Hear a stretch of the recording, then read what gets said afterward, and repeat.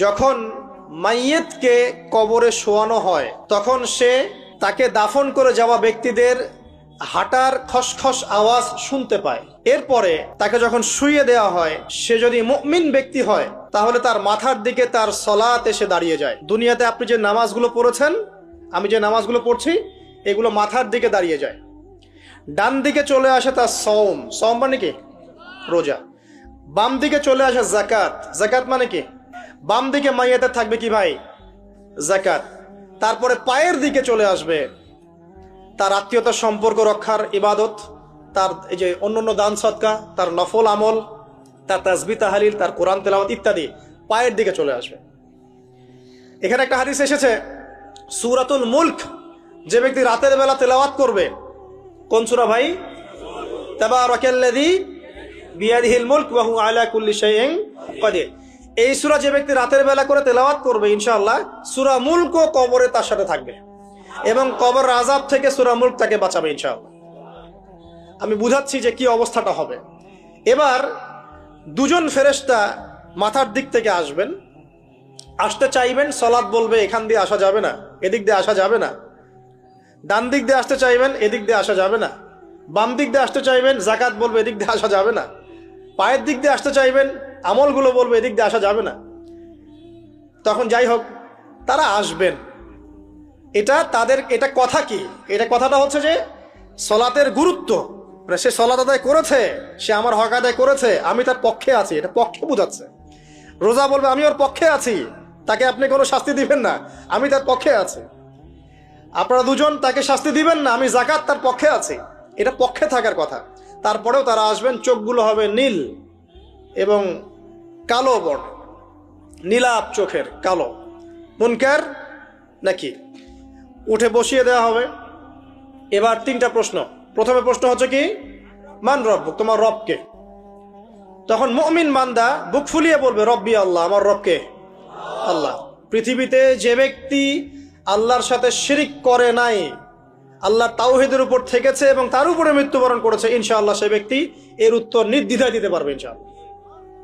আর দুনিয়াতে যে বা যারাই আল্লাহর সাথে শিরিক করবে, আল্লাহর সাথে শিরকের পাবে লিপ্ত হবে, ওই অবস্থায় মারা যাবে, তাওহীদের উপর থাকবে না, কোশ্চিন কালেও মান রব্বুক উত্তর দিতে পারবে না।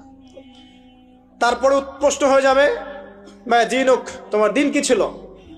মুমিন বান্দা উত্তর দিবে কি? দীন ইয়াল ইসলাম, আমার দিন ছিল ইসলাম। এখানে শুনে রাখেন, পৃথিবীতে যারা ইসলামকে পরিপূর্ণরূপে পালন করবে তারাই এই উত্তর দিতে পারবে ইনশাআল্লাহ। যারা ইসলামকে ঠাট্টা বিদ্রুপের হাসি তামাশার পাত্র বানিয়েছে, মন চাইলে কিছু করি, মন চাইলে কিছু করি না, সহজগুলো একটু আমল করি, বাকি কিছুর আমল ধারি না, হ্যাঁ, নামাজ পড়ি, সুদ ছাড়তে পারি না, ঠিক আছে, বছর বছর ওমরা করি, এদিকে ঘুষ দুর্নীতি ছাড়তে পারি না, ইসলামকে ঠাট্টা তামাশার পাত্র বানিয়েছে, এরা কোশ্চিন কালে উত্তর দিতে পারবে না মা দীনুক। দিনে পরিপূর্ণরূপে ইসলামে প্রবেশ করতে বলেছেন আল্লাহ রাব্বুল আলামিন। যারা পরিপূর্ণরূপে ইসলামে প্রবেশ করবে এবং ইসলামের প্রতিটা মৌলিক বিধান মেনে চলবে, ইনশাআল্লাহ তারা এর উত্তর দিতে পারবে। এরপরে আসবে তৃতীয় প্রশ্ন। নবী সাল্লাল্লাহু আলাইহি ওয়াসাল্লামকে দেখানো হবে। যখন দেখানো হবে তখন সূর্য যখন ডুবে যায়, যে দৃশ্যটা আমরা দেখতে পারি না, ওই দৃশ্যটা ভেসে উঠবে এবং মুমিন বান্দা অস্থির হয়ে যাবে, বলবে আমাকে ছেড়ে দাও, আমি নামাজ পড়বো। সুবহানাল্লাহ। কারণ তার কাছে মনে হবে যে আসরের ওয়াক্ত হয়ে গেছে, আসরের ওয়াক্ত হয়ে গেছে, আসরের ওয়াক্ত চলে যাচ্ছে, আমাকে নামাজ পড়তে হবে। চিন্তা করেছেন? ওই যে একটা হাদিস আছে না, যে 7 শ্রেণীর মানুষকে আল্লাহ রাব্বুল আলামিন আরশের ছায়া দিবেন, তার মধ্যে এক শ্রেণীর মানুষকে যার অন্তর মসজিদের সাথে ঝুলে থাকে, তার মন মসজিদের সাথে ঝুলেছিল, এই সূর্য ডুবে গেল বলে আমাকে ছেড়ে দাও, আমি নামাজ পড়তে যাব। তখন ফেরেশতারা বলবেন তোমাকে নামাজ পড়তে দেয়া হবে, তবে তার আগে তুমি এর উত্তর দাও। কি উত্তর? এই ব্যক্তির দিকে তাকাও। তখন নবী সাল্লাল্লাহু আলাইহি ওয়াসাল্লামকে দেখানো হবে, সাল্লাল্লাহু আলাইহি ওয়াসাল্লাম দরুদ পড়বেন। বলা হবে যে এই ব্যক্তির সম্পর্কে তোমার কি ধারণা? মান হাযা রাজুলু বুইসা ফীকুম, এই ব্যক্তি কে, যাকে তোমাদের কাছে পাঠানো হয়েছিল? মুমিন ব্যক্তি নির্দ্বিধায় বলে দিবে যে তিনি হচ্ছেন আমার নবী মুহাম্মদুর রাসূলুল্লাহ সাল্লাল্লাহু আলাইহি ওয়াসাল্লাম। দেখুন, পৃথিবীতে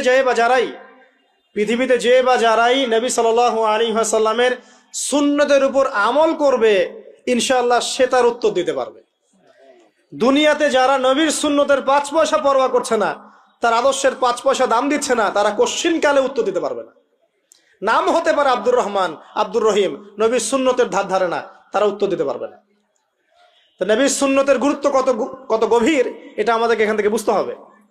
তাই প্রিয় যুবক ভাইরা, মুসলিম ভাইরা, আমাদের জীবনটাকে নবীর আদর্শ এবং সুন্নতে ঢেলে সাজাতে হবে। সকাল থেকে সন্ধ্যা পর্যন্ত প্রতিটা কাজ করবো কার তরিকায়? রাসূলের তরিকায়। নামাজ পড়বো তার তরিকায়, রোজা, সিয়াম, হজ, জাকাত, আমল, মুআমালাত, আখলাক সব কার তরিকায়? নবী সাল্লাল্লাহু আলাইহি ওয়াসাল্লামের তরিকা অনুযায়ী ইনশাআল্লাহ। আল্লাহ পাক তৌফিক এনায়েত করুন, আমিন। এবার ফেরেশতা দুজন জিজ্ঞাসা করবেন অবাক হয়ে যে তুমি কিভাবে এটা জানলে, তুমি কিভাবে এই 3টা প্রশ্নের উত্তর দিতে পারলে?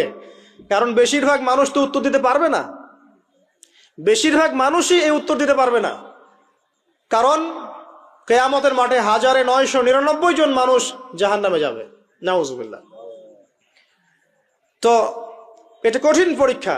আল্লাহ রাসূল সাল্লাল্লাহু আলাইহি ওয়াসাল্লাম বলেছেন যে নিশ্চয়ই তোমাদেরকে এখানে পরীক্ষায় ফেলা হবে, আর তোমরা যদি এই পরীক্ষা জেনে তোমাদের মৃতদেরকে দাফন করা থেকে বিরত না থাকতে, তাহলে আমি তোমাদেরকে শুনিয়ে দিতাম কবরে কেমন পরীক্ষা হয়। মানে যদি আমরা শুনতে পারতাম যে কবরে কেমন পরীক্ষা হয়, আমরা ভয়ে আমাদের মৃতদেরকে দাফন পর্যন্ত করতাম না। এটা নবীজি বলছেন সাল্লাল্লাহু আলাইহি ওয়াসাল্লাম। তো তাকে জিজ্ঞাসা করা হবে যে তুমি কিভাবে জানলে এটা? বেশিরভাগ মানুষ তো পারে না উত্তর দিতে। তখন সেই ব্যক্তি বলে বসবে, সেই ব্যক্তি বলবে যে করাতু কিতাব আল্লাহ, আমি আল্লাহর কিতাব এই কোরআন পড়েছি। মুমিন বলবে আমি আল্লাহর কোরআন পড়েছি, ফাআমানতু বিহি, আমি এর উপর ঈমান এনেছিলাম, ওয়া সাদ্দাকতু, এবং সত্যায়ন করেছিলাম। সুবহানাল্লাহ। অতএব দুনিয়াতে যারা দিনের জ্ঞান অর্জন করছে না, কোরআন পড়ছে না, হাদিস পড়ছে না, পড়াশোনার চেষ্টা করছে না, জানার চেষ্টা করছে না, কবরে পাওয়ার ডিফিকাল্ট আছে। এটা একটা অন্যতম প্রশ্ন। আমরা কিন্তু মনে করি 3টা প্রশ্ন হচ্ছে, আসলে প্রশ্ন হচ্ছে কয়টা? 4টা। 3টার পরে আরো একটা এক্সট্রা। কিভাবে জানলে? তখন উত্তর দিচ্ছে আমি আল্লাহর কিতাব পড়েছি, ঈমান এনেছি, সত্যায়ন করেছি। সুন্দর শরীর, নবী সাল্লাল্লাহু আলাইহি ওয়াসাল্লাম হাদিসের পরের অংশে বলছেন যে এত সুন্দর যখন কাফের বান্দাকে উঠানো হবে, তখন ডানেও কিছু নাই, বামেও কিছু নাই, সামনে পিছনে কিছু নাই। 3 দিন পরে নাক মাথার দিক থেকে ফেরেশতারা চলে আসবেন, 6 দিন পরে উঠিয়ে বসানো হবে, প্রশ্ন করা হবে কে তোমার রব? একটাই উত্তর, লা আদরি, আমি জানি না। 10 দিন কি তোমার দিন? লা আদরি, আমি জানি না। 17 দিন পরে হাড্ডি থেকে গোশতগুলো আল্লাহ পাকের বিধান মেনে চলার কোনো খবরই নাই, পরোয়াই নাই। সে জানবে কিভাবে ইসলাম কি জিনিস? সে জানবে কিভাবে আল্লাহ কি জিনিস? ও তো আল্লাহকে চিনেই না। 60 বছর পরে আপনারা দিব্যি বলে বেড়াচ্ছে মহাবিশ্ব সৃষ্টি হয়েছে বিগ ব্যাং থেকে, আল্লাহ বলে কেউ নাই। এত সুন্দর শরীর, মানুষ সৃষ্টি হয়েছে বান্দর থেকে, সুন্দর যত্ন, ওই যে ডারউইনের মতবাদ, থিওরি অফ এভলিউশন নাকি? 3 দিন পরে নাকটা বসে যাবে, তাই তো মনে হয়। অনেকদিন আগে পড়ছি ভাই, ভুলে গেছি। নখগুলো উঠে যাবে। যাই হোক, 9 দিন পরে মানুষ তো আল্লাহকে চিনছে না। এখনো মানুষ মনে করছে যে আল্লাহ বলতে কেউ নাই, এবং এই মুক্ত চিন্তার নামে, বাক স্বাধীনতার নামে নাস্তিকতার যে চর্চাটা বেড়েছে বাংলায়, এটা আসল মাথায় অল গোশত খেয়ে হাড্ডি থেকে বড় বড় বিশ্ববিদ্যালয় থেকে পড়ে আসছে। অনেক সময় দেখলাম বড় বিশ্ববিদ্যালয়ের প্রফেসর, সে বলছে যে মহাবিশ্ব বিগ ব্যাং দিয়ে সৃষ্টি হয়েছে, সৃষ্টিকর্তা নাই এখানে কোনো। তো মুসলিম বিজ্ঞানীর একটা কথা বলতেন যে মানুষ বিজ্ঞান সম্পর্কে অল্প জানলে নাস্তিক হয়ে যায়, আর অনেক গভীর জ্ঞান অর্জন করলে আল্লাহর কাছে আত্মসমর্পণ করে। খেয়াল করে দেখবেন, ডক্টর, ইঞ্জিনিয়ার যারা বড় বড় লেভেলে চলে গেছেন, অনেক সিনিয়র, তারা কিন্তু বেশিরভাগ নামাজি দেখবেন, নামাজ পড়ে, দান সৎকা করে, সমাজ কল্যাণমূলক কাজ করে। তারা কিন্তু রোগীর সেবা করতে গেলেও বলে যে নামাজ পড়িয়েন, রোজা রাখিয়েন, তারা কিন্তু বলে। অনেক ডক্টর আমি দেখেছি এমন, যারা যত বেশি গবেষণা করে তারা তত বেশি আস্তিক হয়ে যায়, আর টুটাফাটা গবেষণা করলে নাস্তিক হয়ে যাবেন। কত প্রশ্ন, ইসলামের এটা কেন, ওইটা কেন, ইসলামে বহুবিবাহ কেন, হ্যাঁ, ইসলামে কি পর্দার বিধান কেন, তারপর ইসলামে এত রেস্ট্রিকশনস, এত বাইন্ডিংস কেন, হ্যাঁ, স্বাধীনতা নাই কেন, কত প্রশ্ন। ইসলামের এগেনস্টে কত তীর এখন ছোড়া হচ্ছে। তো এই ব্যক্তি কেমন করে উত্তর দিবে যে মাহদিনুক, তোমার দিন কি? আল্লাহর দিকে কত প্রশ্ন ছোড়া হচ্ছে, কত শিরকের পাপ আমরা করছি, অনেক সময় মুসলিম হয়েও শিরকের পাপ করছি। কিভাবে উত্তর দিবে মান রব্বুক? 3 নাম্বার প্রশ্ন যখন করা হবে, এই ব্যক্তিকে দেখো দেখি, সে বলবে যে আমি জানি না এই ব্যক্তিকে, তবে শুনেছিলাম মানুষের মুখে শুনেছিলাম, মানুষ যা বলতো আমি তাই বলতাম। মানে সে রাসূল সাল্লাল্লাহু আলাইহি ওয়াসাল্লামের নাম শুনেছিল হয়তোবা, কিন্তু তার সুন্নত বা আদর্শ কখনো মেনে চলে নাই, পারল না। এবার জান্নাতি ব্যক্তি হলে কি হতো, ওই যে সূর্য ডুবছিল যেখানে, তার দৃষ্টির সীমা পর্যন্ত কবরকে প্রশস্ত করে দেয়া হতো, এবং জান্নাতের একটা দরজা তার কবরে খুলে দেয়া হতো। এটা কিভাবে করা হবে সেটা আল্লাহ পাক জানেন, এটার ব্যাখ্যা করার জ্ঞান আল্লাহ আমাদেরকে দেন নাই। যেই মানুষের ক্ষুদ্র জ্ঞানে মানুষ ব্যাকটেরিয়া ভাইরাস নিয়ে গবেষণা করতে হিমশিম খেয়ে যায়, সে মহাবিশ্বের স্রষ্টা নিয়ে কিভাবে গবেষণা করবে? আল্লাহ পাকের অসীম জ্ঞানের সামনে আমার জ্ঞান কি? খুবই ক্ষুদ্র। একটা হাদিসে এসেছে বুখারী শরীফের মধ্যে, যে একটা মহাসমুদ্রের মধ্যে যদি একটা পাখি এক ফোঁটা পানি উঠিয়ে নিয়ে যায়, ওই এক ফোঁটা পানি হচ্ছে মহাবিশ্বের জ্ঞান, আর বাকি পুরো মহাসাগর হচ্ছে আল্লাহ পাকের জ্ঞান। তো আমরা এই ক্ষুদ্র জ্ঞানের মানুষ হয়ে আল্লাহর জ্ঞানকে কেমন করে পেনিট্রেট করতে পারি? তো আল্লাহ পাক জান্নাতের দরজাগুলো খুলে দিবেন, একটা দরজা খুলে দিবেন, সেখান থেকে বাতাস আসবে, সে জান্নাতের নাজ নিয়ামত উপভোগ করতে থাকবে, এবং তার রূহটাকে সবুজ রঙের পাখির আকৃতিতে জান্নাতে রেখে দেওয়া হবে। ইল্লিন মানে ওখানে জান্নাতের নিয়ামত সে পাবে। এটাকে বলা হয় দারুল বারজাখ বা বারজাখের জীবন। জীবন অনেকগুলো, একটা ছিল রুহের জগৎ। রুহের জগতে আমরা সবাই ছিলাম। শোনেন, রুহের জগতে যার সাথে যার বন্ধুত্ব ভালোবাসা গভীর ছিল, দুনিয়াতে তার সাথে তার ভালোবাসা বেশি। এটা হয়তো জানেন না, জানতেন হাদিসটা? রুহের জগতে যদি কখনো আপনার সাথে আমার দেখা হয়ে থাকে, দুনিয়াতে আপনার সাথে আমার দেখা হবে ইনশাআল্লাহ। রুহের জগতে যদি আপনার আমার মধ্যে ঘনিষ্ঠ ভালোবাসা থেকে থাকে, এখানেও ভালোবাসা হয়ে যাবে ইনশাআল্লাহ। এটা বলে আমি আবার তোমাদের বয়ফ্রেন্ড গার্লফ্রেন্ড ভালোবাসা বুঝাই নাই, ওই ভালোবাসার কথা বলি নাই। আবার রুহের জগতে বিদ্বেষ, এখানেও দেখবেন বিদ্বেষ। ওটা একটা জগৎ ছিল যেখানে আল্লাহ পাক সমস্ত আদম সন্তানকে সৃষ্টি করে তাদের রুহটাকে রেখেছিলেন, এবং ওয়াদা নিয়েছেন। কি ওয়াদা? আল্লাহ পাক বলেছিলেন আলাস্তু বিরব্বিকুম, সূরা আরাফের 182 নম্বর আয়াত পড়ে দেখবেন, 182 নম্বর আয়াত।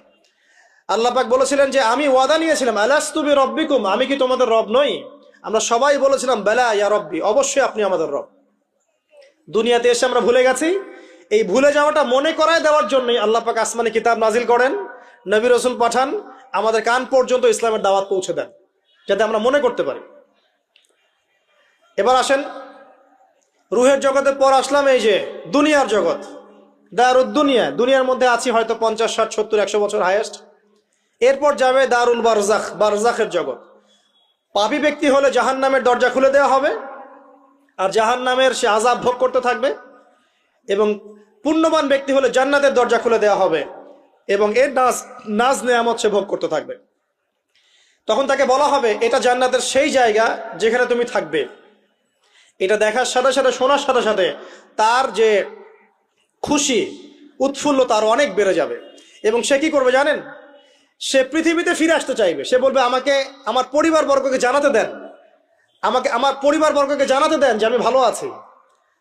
তখন ফেরেশতারা তাকে বলবেন যে এটা সম্ভব না, তোমার এবং তাদের মাঝে দারুল বারজাখ আছে, তুমি এটা ভেদ করে যেতে পারবে না। তখন তার আত্মাটাকে ইল্লিনে দেওয়া হবে, একটা সবুজ পাখির আকৃতিতে জান্নাতে ঘুরে বেড়াবে ইনশাআল্লাহ।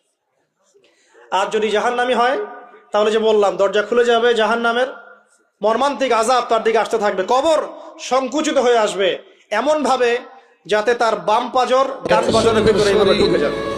এত সুন্দর শরীর, এই আযাব চলতে থাকবে সুন্দর যত্ন, ইলা ইয়াউমি ইউবআসুন, বাস পচে যাবে, লাশ পচে যাবে।